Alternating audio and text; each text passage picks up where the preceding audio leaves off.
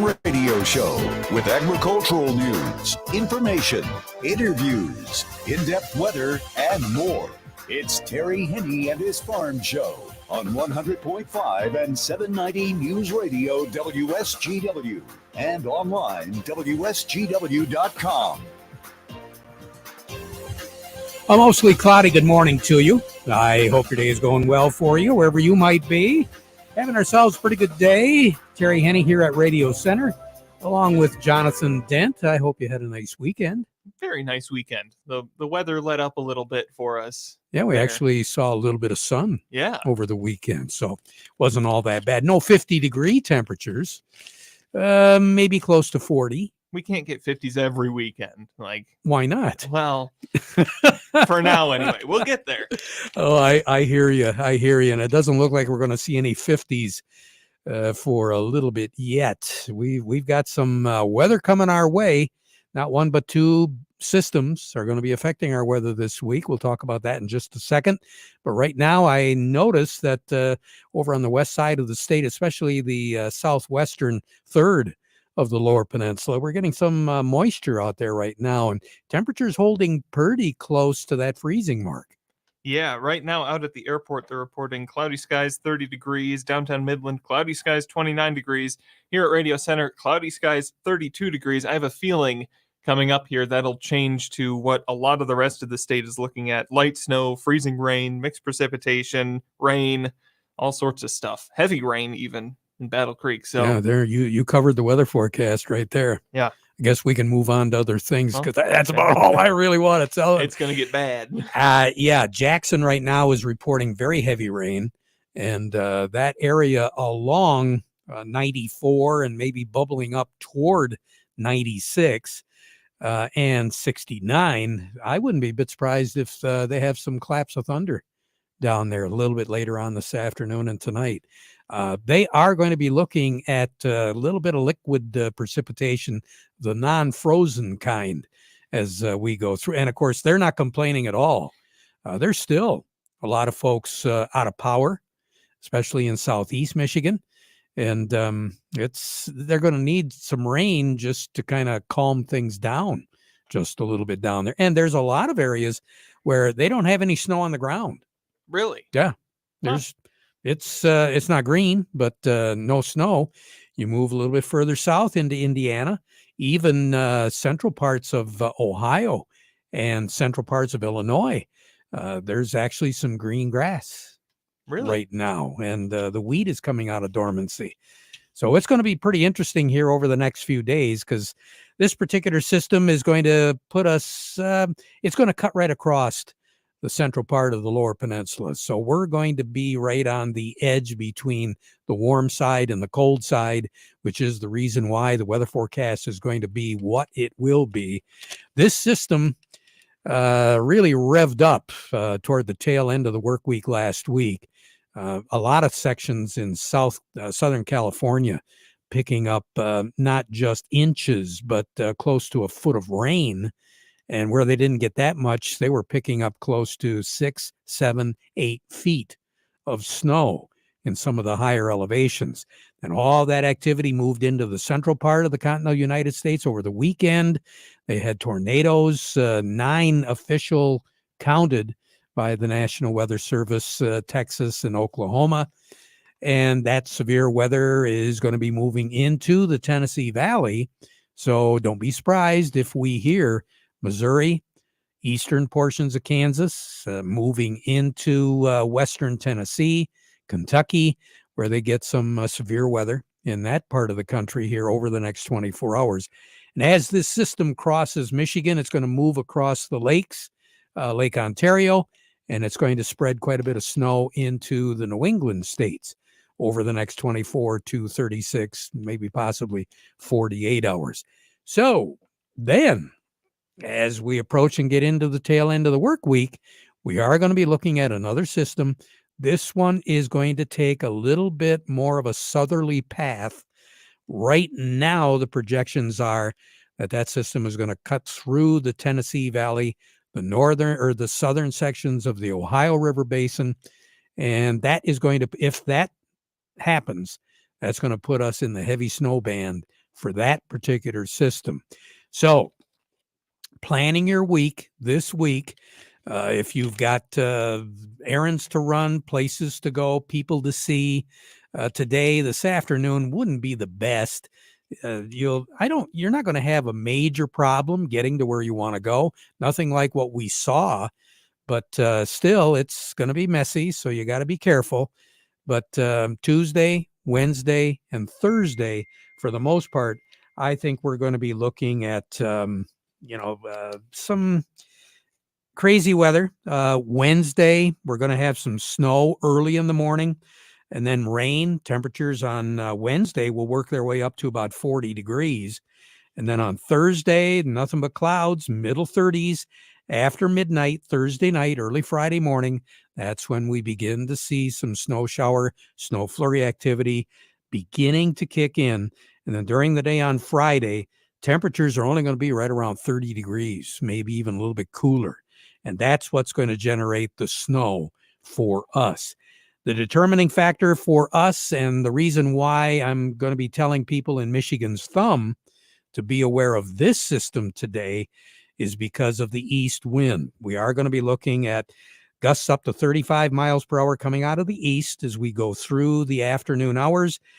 East wind tonight, but it'll be decreasing. And then eventually after midnight, it'll become more of a west breeze, 10 to 20 miles per hour.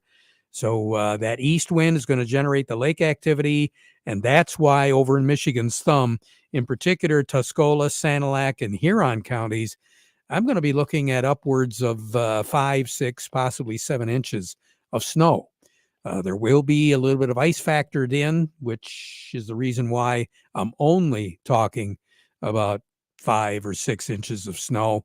If they don't get the ice, they'll get more in the way of snow. For us, 2 to 4, I think, is a pretty safe guess for the immediate Saginaw Bay City Midland area, although Midland is going to be on the high end of that 2 to 4 because they're not going to get quite as much liquid ice, sleet that we will get here in the immediate Saginaw area. We're looking for a high temperature today of 35, a low tonight of 32 with mostly cloudy skies, rainy early. The low pressure system will be moving through the Detroit area, just north of the Detroit area, heading toward Lake Ontario. During the day tomorrow, clearing as the day goes on. We're going to see some sun later on tomorrow afternoon. 39 for a high. The high pressure system will be right over the tip of Lake Michigan, right down by Gary, Indiana, in that area. That's why we're going to see the clearing. That high pressure system will scoot away rather quickly. And then on Wednesday, 40 degrees for a high, cloudy, a wintry mix. Low pressure system over Kansas is going to be moving into southern Iowa. That's the reason why we'll see it on Wednesday. 28 for a low on Wednesday night. And then the scenario takes place where Thursday night after midnight, we're going to see some snow kick in. Friday, it'll be spilling over into the morning hours on Saturday. So Saturday, early Saturday morning might not be a real good time to have to do any traveling either. But again, long range outlook to take us all the way through the 8th of March is for temperatures a lot closer to normal, which is 35 in the afternoon and 20 at night. For the period to take us all the way through the 12th of March. So now we're talking after next weekend, this upcoming weekend, moving into the first full week of March, below average on the temperatures, above average on the moisture. So it's not going to go away anytime soon. Record high in this state, 59 set in 1932, tied in 2018. The record low, 9 below zero, set in that cold year of 2015. Sun will set 6:22, rise tomorrow morning at 7:15. And the record amount of snow on this date, set back in 1954, we had 6 inches of snow. And right now, Craig Voorhees with the Rummel Agency's on the road, and he just texted us that on 57, it is raining and freezing rain. Gross. As of right now. Well, temperatures are such that the salt should work, right? hopefully we're able to get those crews out on the road, and we certainly thank them for what they do. Yeah. Oy. Oh, yeah. More coming up as far as the weather goes. Who do we have standing by? We're going to head over and talk with Gary Kaufman from Star of the West to start out our market report today. Then, as per usual, we've got Doug Klein from Oppenheimer. All that's ahead. But first, the weather report today brought to you by the folks at Nutrien Ag Solutions. Nutrien Ag Solutions has the local expertise to recommend the corn, soybean, and other seed products that are the best fit for your field. Plus, unparalleled agronomic support with products and services to unlock yield potential and improve crop performance from planting to harvest. Ask about our financing options to help you get more from every acre and lead the field. Visit your local Nutrien Ag Solutions branch or go to nutrienagsolutions.com. They say there's a secret to growing a great crop. At Nutrien Ag Solutions, they beg to differ. It all starts with a strong foundation, and when it comes to fertilizer, there's no question that Titan XE drives dry fertilizer performance. They've been unlocking the potential in every prill of dry fertilizer with biocatalyst technology for over a decade. Visit lpi.ag/Titan or contact your Nutrien Ag Solutions crop consultant to drive your crop's potential today. Farm Service brought to you today by the folks at Ed Raymond and Sons, quality clothing and shoes since 1919. Carhartt, Red Wing shoes and boots, Stormy Cromer accessories, and a whole lot more. It's all available at 151 West Broad Street in Chesaning. They're open 7 days. Ed Raymond's and Sons. Gary Kaufman standing by. And, well, Jonathan, I took a look at the markets before we decided to go to Gary, a martyr today. Sorry, Gary.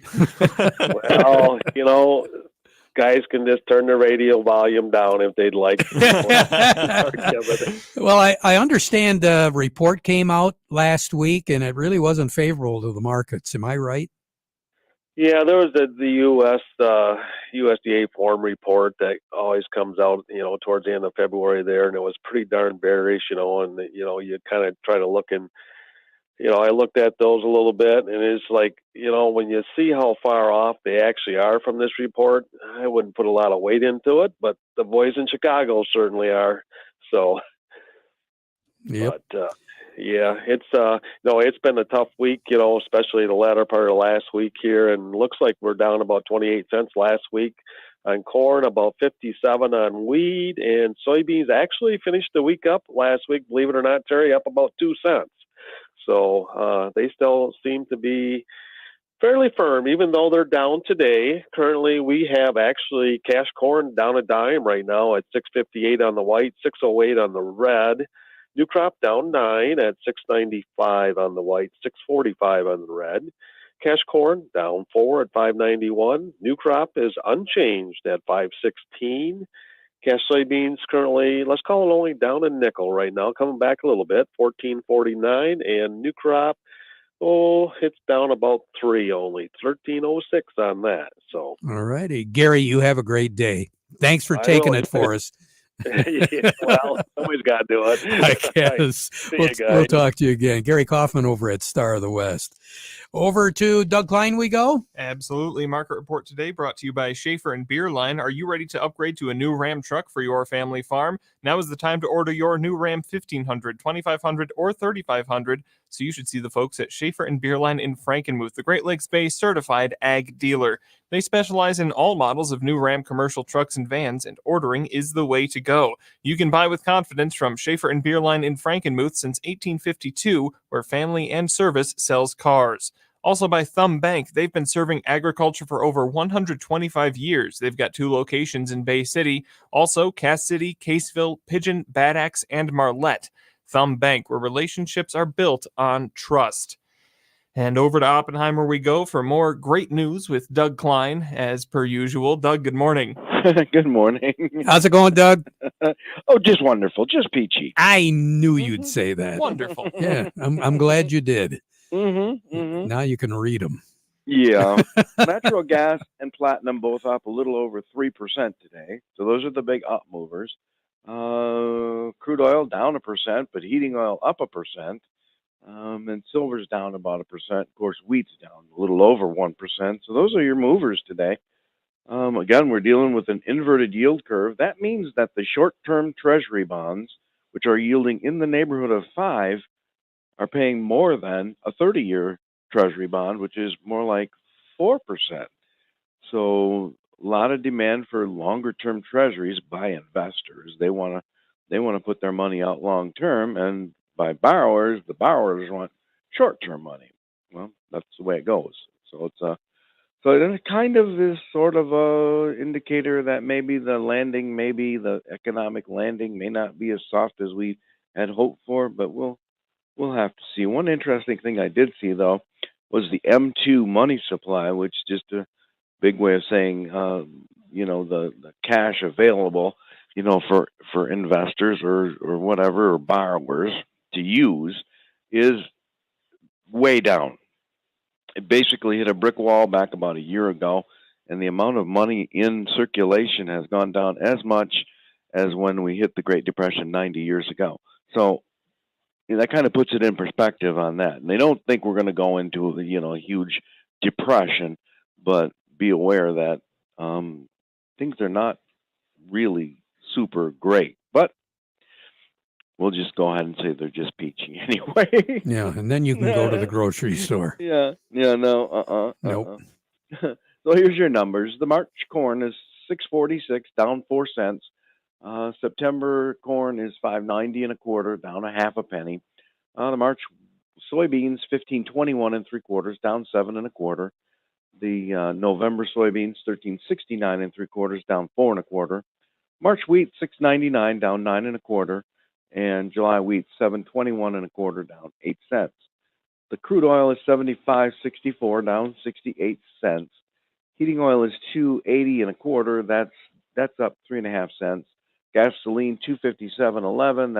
That's down a penny. And natural gas $2.79. That's up 9 cents.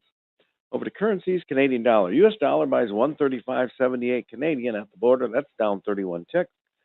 To the yen, the dollar buys 136.21 yen. That's down 25 ticks. The euro's at 105.90, up 44 ticks. The dollar's at 104.80, down 40 ticks. So gold is at 1822.50, up 540. Silver's 2062, down 19 cents. Platinum's at 939.70. It's up $32. So All right. pretty thin. Yep. Sure sounds that way. Mm-hmm. Have a good one. All right, you too. All righty. Doug Klein over at Oppenheimer. When we return, who have we got on tap, Jonathan? We'll be talking with Jerry Simalski from Bay Landscaping and Garden Center in Essexville. But first, this.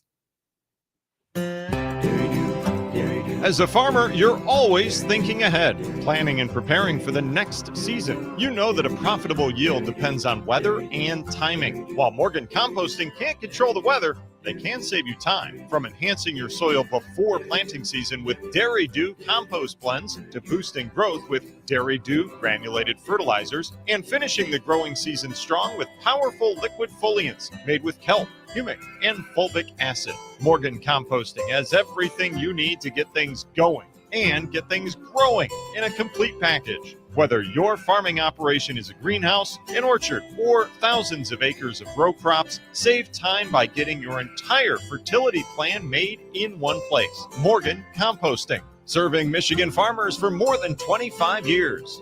Call the soil health experts now at Morgan Composting or visit dairydew.com to learn more. Dairy Dew. Along with me, Jerry Simalski, Bay Landscaping and Garden Center in Essexville. Morning, Jerry. Good morning, Terry. Hey, this law of averages definitely comes true. We had such a mild winter with no snow, and now all of a sudden we're getting all of our snow. So everything does average out, doesn't it? I was taking a look at that, and so far this year, at the airport anyway, close to 34 inches of snow. A year ago at this time, we had 32.1 inches. Well, So, be darned. yeah, we're pretty close to what we were a year ago. That groundhog knows his Yep. stuff. Don't tell him. Well, I trust a little bit more science in my forecasting, but the groundhog is, who knows what he knows, what school he went to. Yeah, well, we got bunny rabbits to take care of. But Terry, I was searching for something online today, and all of a sudden something popped up. It was like saw it on the internet. It said we should be planning for spring and getting our gardening needs all figured out. And I thought, well, for the first time in a long time, I found something on the internet you could believe and it was true. So let's start thinking about all those projects, get your research done, start figuring out what you're going to do, because unfortunately or fortunately, it's going to be here before we know it. Spring is coming. You got it. Jerry, you take care. Have a good one. We'll talk to you again, all right? Yes, sir. Okay. Jerry Smolsky, Bay Landscaping and Garden Center in Essexville. Eric Sawatsky's got a deadline for us that he wants to share. Good morning, Eric. Morning, Terry. How are you? Hey, not too bad. We got a farm filing deadline coming up. Yeah, we do of some sorts, and I wanted to clear up some confusion because I hear a lot of questions from farmers. Many that have been in the farming world for a long time probably learned from their parents that farm tax deadline is March 1st. There's some truth to that, but it's not a technical filing deadline. The way it works is smaller farmers that are self-employed are no different than a small business owner that's self-employed, and they're initially supposed to pay quarterly tax estimates throughout the year. Most farmers that are just in the farming business don't do that, so they can wait till year end, kind of figure out what their farm income looked like for the year, and then pay tax in. So the rules actually with this March 1st deadline are if over 2/3 of your income, your household income, is from farming, then you can either wait till the end of the year, pay in at least 100% of last year's tax, or 2/3 of this year's tax, if you know it, by January 15th, and then you have till April 15th to file your return. Or if you don't do that, you can actually wait till March 1st and file your entire return, pay any tax due, and there's no penalties or interest. So that's really kind of the deal. It's only certain farm situations that applies to. And those certain farm operations that it applies to, the best way to find out if it applies to you is get a hold of folks like you, right? Yeah, definitely. And you want to talk to a CPA or a tax preparer that does a lot of work in farms, because there's definitely confusion on some of those rules, and your average tax preparer is probably not going to be aware of all that. Good points. Eric, thanks a lot for sharing. We really appreciate it. You take care, all right? You too, Terry. All righty. We'll be right back. Do you have a yield monitor in your combine? Do you print off a pretty picture every year, but you don't know what to do with it? Why don't you have PC Ag Solutions analyze your data to help you make profitable decisions for the upcoming season? We can help you analyze your data from your planter, sprayer, or combine and compare it to your soil types and nutrient availability. Anything from the planting date to your speed, population, and variety to elevation, drainage, and in-season applications. We can help you make the most profitable decision on your farm.